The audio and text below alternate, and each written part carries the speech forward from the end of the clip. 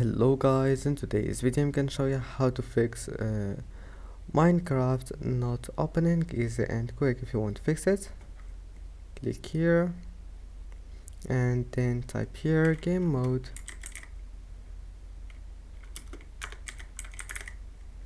settings. Here's it, click on it, and now make sure to enable this option and then go to Xbox game bar, and this one you need to disable it. Just turn it off, and that's it. After that, just go back and then type here Minecraft, and here's it, Minecraft launcher. Right click and go to app settings.